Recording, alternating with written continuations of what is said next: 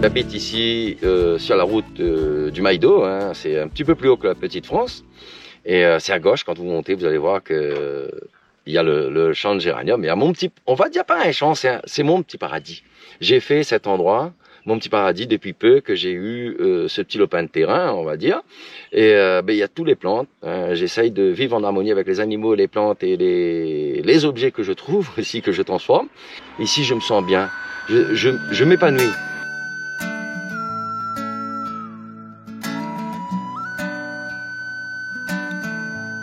Alors mes parents, arrière-parents, qui faisaient le géranium, du coup, je continue dans la même tradition. Je fabrique les huiles essentielles, géranium entre autres, en premier, hein, c'est ma passion comme je disais. Et après il y a les huiles, la citronnelle qu'on verra tout à l'heure, un peu toutes les plantes médicinales que je transforme, la cannelle, l'eucalyptus citronnelle. Je vais vous faire visiter comment je vis, où je vis. Je vais vous présenter mes animaux, je vais leur donner à manger. Et après, on va faire une cuite de géranium. C'est ma petite consommation personnelle. Et puis, il m'aide à bosser, enlever les cochenilles, les pucerons. Et les escargots, c'est les canards. Les limaces, c'est les canards. C'est des ouvriers. Vivre en écosystème, c'est-à-dire en harmonie hein, déjà, et puis nourrir un petit peu les canards des limaces, des escargots, c'est naturel. Et les mouches, les pucerons, tout ça, pas besoin de produits ni de pesticides. Mais c'est eux qui débarrassent de toutes ces petites bestioles nuisibles pour la culture. Travailler avec la nature elle-même, si on veut vraiment faire le bio. Mais c'est vrai que quand on va planter un pied d'haricot, il y aura des feuilles en moins, c'est sûr, des gousses en moins, mais ce qu'on va manger, c'est vraiment naturel.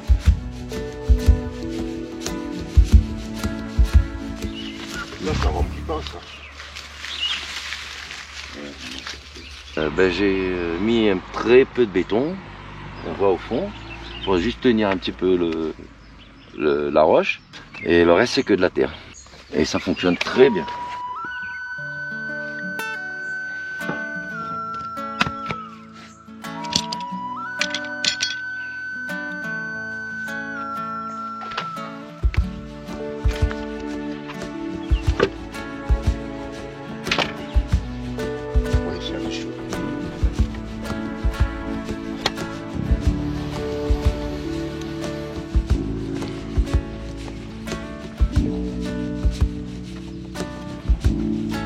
C'est ça que je suis en train de distiller en ce moment, hein. C'est ce géranium-là.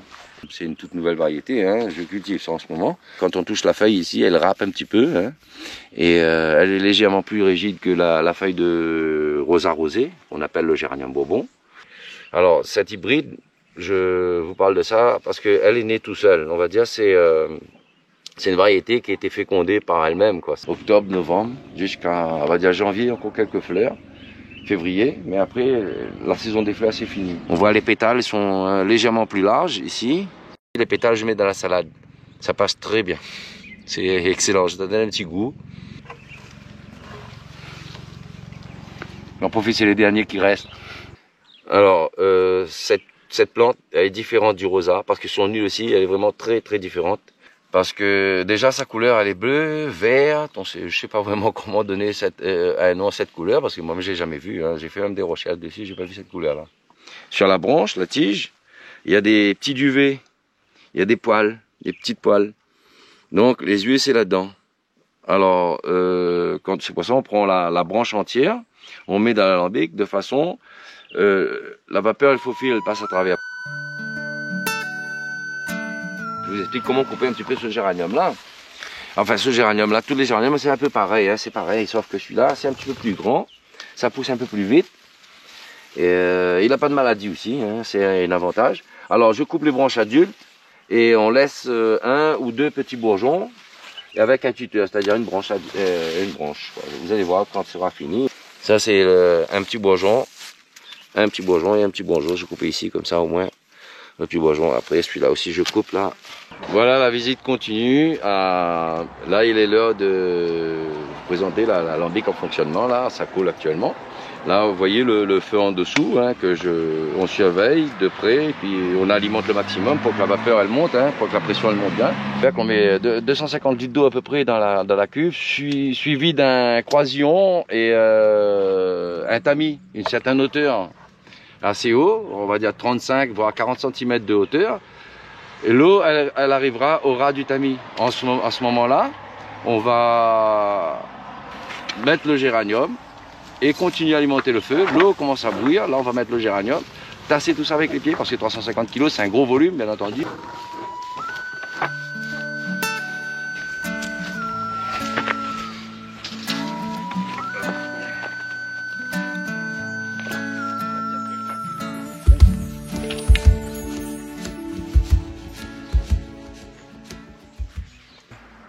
Ça fait un joint pour faire l'étanchéité pour qu'il n'y ait pas de fuite de vapeur.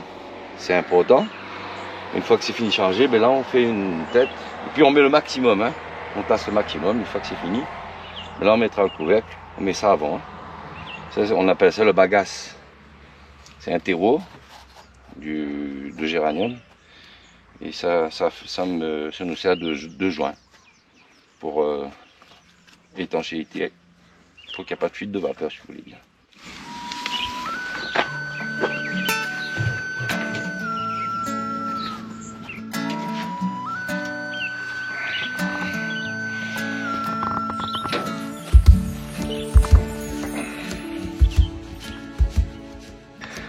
Non, mais 4 serre-joints, c'est pour éviter les fuites de vapeur. Avec le joint, le bagasse et les serre-joints. Ça doit être bon. Alors une fois que j'ai fini, mettre le couvercle et les 4 serre-joints ici, là je prends le col de cygne, c'est-à-dire ce tuyau là, hein, je vais relier de là à l'extrémité, l'autre bout là-bas, taper un petit peu dessus. Pareil, je prends toujours pour étanchéité le col de cygne, comme on l'appelle, hein, c'est le col de cygne, c'est on va dire un peu comme les cygnes, les oies, le grand cou. Alors là on prend un peu de bagasse, on met autour. Tac. De ce côté ici, la même chose, on prend un peu de bagasse, hop, on met autour, dedans.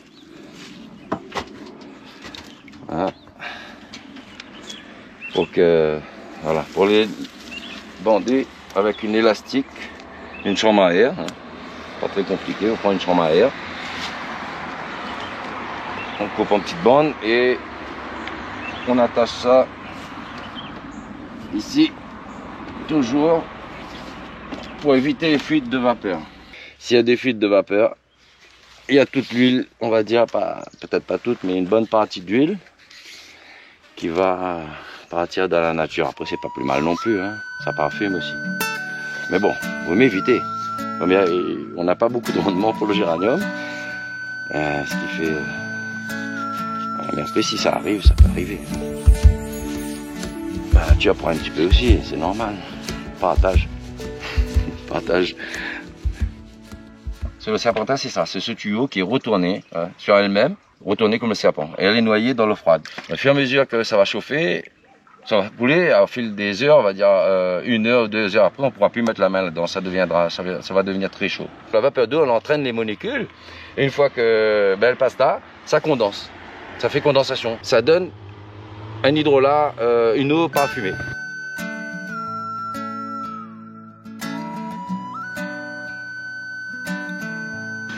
Là, vous voyez, la boîte de sardines, on a l'habitude de le mettre, c'est un témoin. Là, on voit les petites gouttes, hein. Il y a vraiment très peu. Et toutes ces petites gouttes-là vont arriver, atterrir dans le vase florentin. L'ensemble, ça s'appelle comme ça. C'est le vase florentin. Alors, le vase florentin, son rôle à lui, ça permet de décanter l'eau et l'huile. La bouteille, comme elle n'a pas de fond, l'huile, elle va flotter, elle va remonter à la surface de la bouteille. Et l'eau, ça s'évacue de ce côté, qu'on appelle l'hydrolat. Oniflore, floral. Après, il y a beaucoup de noms commerciaux. Nous, on dit toujours la petite eau jetable. On appelait ça comme ça avant. Et c'est l'hydrolat. Et avant, mes parents obligeaient à boire ça directement en dessous. on buvait 1 ou 3 petites gorgées. Donc souvent, on n'avait pas on voulait pas boire parce que c'était amer, c'était pas bon comme goût. Et du coup, ben, il dit, si on boit pas, on a droit à un bonus. Alors le bonus, on était un petit peu curieux au départ. On a eu une bonne raclée et on l'a bu quand même. Et ce qui fait, ben, tous les matins, à chaque fois qu'il est distillé, tu bois 1 gorgée ou 3 gorgées. C'était bon pour la santé. L'hydrolat, c'est moins fort que l'huile. C'est son petit frère, il disait. Et quand on buvait l'hydrolat, c'était bon pour le problème de bronchite. Voilà. C'était des préventions. Tous les matins, on buvait ça. Et puis moi j'ai testé aussi pour les moustiques, ça marche bien aussi. Et puis même on peut mettre un petit vapeau, descendre à Saint-Paul quand il fait chaud, c'est comme un peu, ça rafraîchit un petit peu le visage. J'aime bien. Et en même temps, comme je dis, toujours ça éloigne les moustiques. Et ça dégage une bonne odeur. On sent bon. Je suis suivi par tout le monde, hein. Quand je mets ça. Et tout le monde sait que je distille le géranium aussi. Hein?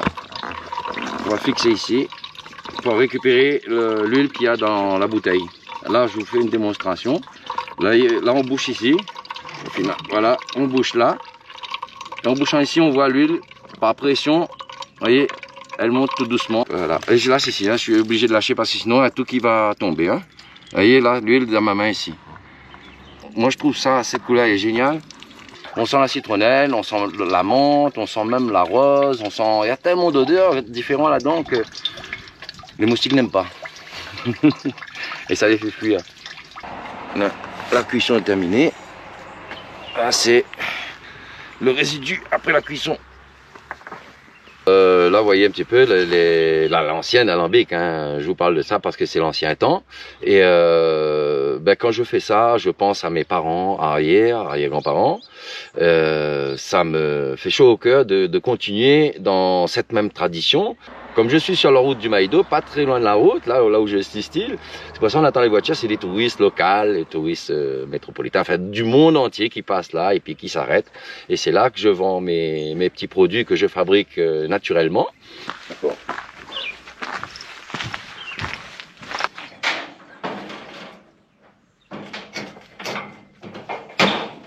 Alors, vous avez la citronnelle que je fais ici, je plante.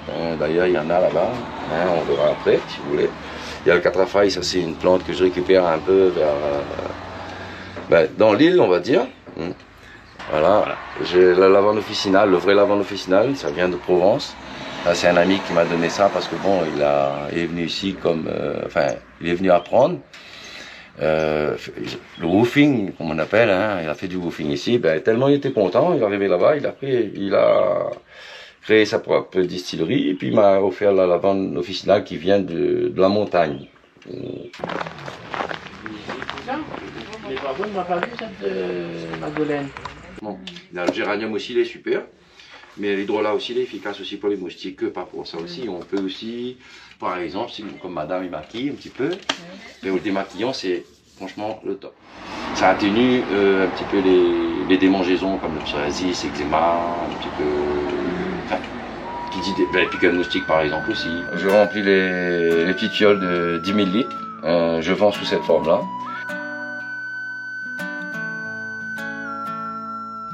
Je vais vous présenter un petit peu les plantes médicinales que mes parents faisaient. Comment planter, avoir des plantes médicinales pour pouvoir en même temps se soigner avec les plantes. Et aussi, ces plantes que je vais vous présenter, ça a un rapport aussi pour l'écosystème, c'est-à-dire pour les insectes aussi. Là, je vous présente mon pied de benjoin. On trouve plutôt à basse altitude, mais même à haute altitude, hein, ça pousse un petit peu dans toute l'île, ça. Hein. Alors ces feuilles, ces écorces, reconnues pour la grippe, les douleurs, pareil, c'est médicinal. Mes parents disaient que en prenant l'écorce, en faisant bouillir, en décoction, c'était bon pour les bronches aussi. On mélange ça avec la citronnelle, la verveine, l'eucalyptus, de la cannelle. On peut faire des mélanges de feuilles, mais à faible dose. Hein. Il faut savoir aussi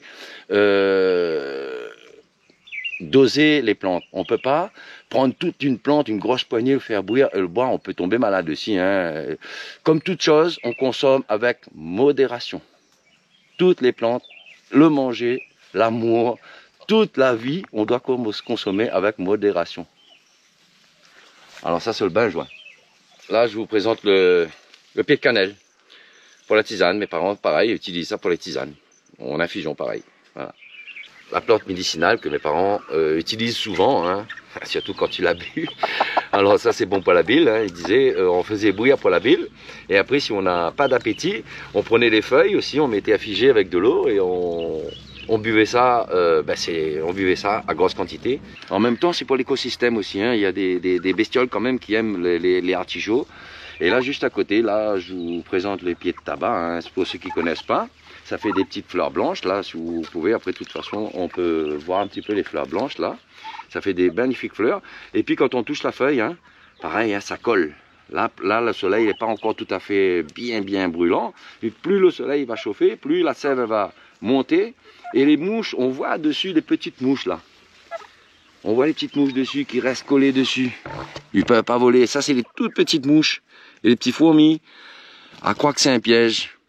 Et les grosses mouches, là, quand ils posent dessus, ils vont croire que c'est un piège, comme il y a des petits dessus. Donc, ils vont se méfier, ils vont voler. Et puis, ben, pareil, il va aller chez le voisin. Après, chez le voisin, il fait ce qu'il veut. Hein. Moi, c'est pas mon problème après. Hein. Moi, je m'occupe de ma parcelle. Et le reste, après, ça me regarde pas. Là, les fleurs du tabac. Après, pareil, la tomate arbus, hein, à côté. On plante de tout. Ici, il faut le maximum de plantes médicinales, comestibles. J'ai aussi l'eucalyptus citronné. On voit l'eucalyptus citronné, on reconnaît par la feuille, elle est fine, plus longue et pas très grosse. Globulus, le radiata et tout ça, les feuilles sont pas pareilles. Et ça, quand on dit eucalyptus citronné, beaucoup de gens pensent que c'est des mélanges. Mais non, c'est pas des mélanges, c'est une plante c'est un eucalyptus qui sent la citronnelle, tout simplement. Voilà. Et ça, pareil, mes parents prenaient ça pour les moustiques, hein, c'est excellent. Et aussi, on brûle pour l'atmosphère, pour les papillons, les petites bestioles qui embêtent un petit peu devant notre pas de porte, comme on dit. Et c'est très bon. Ce eucalyptus citronnelle aussi, pareil pour les bronchites, tout je disais, en mélangeant ça avec la citronnelle, la verveine, etc., la cannelle. Et ben voilà, c'est une plante que j'utilise tout le temps, hein, souvent. En tisane, pareil, en décoction, ou en infusion, ou en thé. C'est comme on veut. Là, je vous présente une plante quand même assez, on va dire très important aussi, hein, pour se soigner. Mes parents disaient que ça, c'est le gros baume Jevebum, on appelle ça comme ça. Alors, je touche la feuille ici, quand on la caisse, ou sinon quand on appuie dessus, on sent comme l'odeur du baume du tigre. Alors, mon père disait que c'est énergétique pour les douleurs, problèmes de bronchite et tout ça. Alors, je me rappelle quand j'étais gosse, il prenait des feuilles comme ça, écrasées, et il faisait bouillir. On était malade, sur le lit par exemple, et 5 minutes après, on pétait la forme, on courait dehors. Hein, on avait des piles. Je crois qu'il mettait des piles à la place, comme ça donnait de l'énergie. C'est vrai que c'est une très bonne plante aussi pour l'écosystème, c'est très bon. Ma plante médicinale préférée, on va dire un petit peu, que j'aime bien parce que ça sent très très bon et ça fait des petites fleurs violettes magnifiques. C'est dommage là qu'il n'y a pas de fleurs. Mais si, il y a des toutes petites, mais vraiment c'est les premières fleurs ça. Hein, et elles sentent très bon, c'est la verveine citronnelle. Alors mes parents disaient que c'est pour les problèmes de bronchite, enfin la grippe en général, hein, on a du mal à respirer, on a un rhume et tout ça, on prenait ça. Et puis en infusion comme thé, comme tisane, quoi, c'est excellent. Vous voyez un petit peu les plantes endémiques ici que je fais prendre ici, hein, que je récupère par exemple, là le thon rouge, là, pour les abeilles, tout ça c'est excellent. Ça commence à disparaître aussi, on voit très très peu, on en trouve très très peu. Et j'ai un pied ici, je récupère les boutures, je fais prendre, je reprends ici. Et après vous avez aussi le bois de l'hosto qu'on appelle aussi comment on appelle ça, l'hosto café. Après aussi les fleurs jaunes. Les gens ont tendance à détruire tout ça. Hein. On tient pas compte. On essaye, on réfléchit pas trop, on coupe les pieds, on ramène chez soi, on décortique, on est en train de tout détruire. Et moi, je suis en train de... Et comme j'aime les plantes, ben, je vais replanter tout ça sur le terrain. Multiplier toutes ces plantes endémiques là qu'on trouve très rarement maintenant. On trouve très peu. Là, vous avez la mauvaise herbe qu'on appelle. Hein. On dit de la mauvaise herbe, on trouve sur le bord de la route ou on trouve un peu plus dans les bas. Hein. À cette altitude, là, ça pousse pas beaucoup. Moi, je plante, hein, je sème même les graines. Après, je récupère les plantes, je plante. On appelle ça le gros chien dent. On utilise pour les douleurs. Et si on a les pieds enflés et tout ça, on mélange ça avec d'autres plantes. Et c'est bon pour les enflures et les douleurs. Après, vous avez aussi les guérivites, donc on boit les racines ou les feuilles. Ça aussi, je récupère les graines et je plante aussi. Hein. C'est une plante vraiment médicinale. On dit les mauvaises herbes. Et après, on sait très bien que les mauvaises herbes, ça n'existe pas. Hein. Et ça existe, mais on peut dire les mauvaises herbes, mais c'est pas les mauvaises herbes. Tout est utilisé ici. Hein. Mais avec le savoir-faire de mes parents et tout ça, la connaissance, mais j'ai appris tout ça. Petit à petit, j'ai appris. Puis à fur et à mesure, je découvre aussi avec les passages, les gens qui passent ici. On m'explique, ah, tu connais cette herbe, et tout ça, c'est pour les douleurs, et ça c'est bon pour ça, c'est bon pour ça. Ah ouais, d'accord, j'apprends tous les jours. On apprend tous les jours. Le riz, par exemple, là, j'ai eu quelques graines de semences, ça fait un petit moment. Déjà, je sélectionne ces petites graines, je plante. Là, vous voyez le riz, hein, les petites graines de riz ici. On voit les graines là, le grain de paddy. On appelle le paddy ça, hein. À Madagascar, on appelle ça le paddy. C'est des petites graines là. Tout ça, toute cette partie là, c'est ma plantation de riz. Mais là, ceux-là, ils sont encore pas à ta maturité. Il n'y a pas encore les balais, hein, le bâton avec le riz. Et pareil, hein, on mélange un petit peu avec la concombre. Hein. Il y a la concombre ici qui se marie bien avec le riz. Ça ne se gêne pas. Il y a aussi les citrouilles. Il y a même une petite dessus, là on voit la citrouille pays, les citrouilles cap, le maïs, on plante tout. C'est tout un écosystème pour pouvoir... tout le monde doit trouver son petit bonheur on va dire sur mon petit paradis. Tout le monde est bien. Les papillons, les insectes, les poules, les canards, les plantes. Et moi d'abord, oh, il ne faut pas m'oublier, hein. C'est moi surtout, je me fais plaisir en travaillant comme ça, en harmonie avec la nature et les humains. Quand on dit en harmonie, c'est tout le monde, dans le monde entier, on doit s'aimer, on doit s'entraider, c'est-à-dire nourrir les plantes, nourrir les insectes, nourrir les animaux, et nous nourrir nous, pour que nous, les animaux, nous nourrissent. Je suis sûr qu'il y a beaucoup de poules qui veulent mourir pour moi. Ils veulent se donner tout leur corps, leur âme pour me nourrir parce que je les nourris bien, ils sont heureux, ils s'épanouissent ici. Et tout ça, je crois que toutes ces plantes, la nature en général, m'aime bien et je les aime.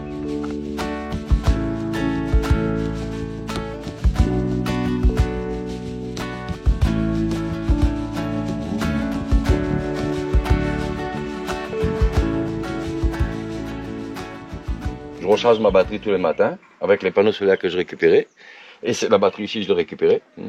Et puis je le branche tous les matins.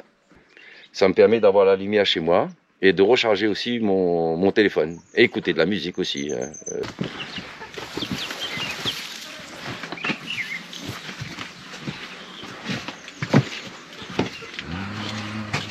J'ai acheté un transformateur pour... Ici c'est 12 volts. Il le transforme en 230. Ça peut tenir une nuit, tout dépend quand si la batterie est bien chargée, elle peut tenir une nuit ou 2 jours. Hein. Mais vous voyez là, si je mets le contact ici, vous allez voir que ça s'éclaire en haut. Hein.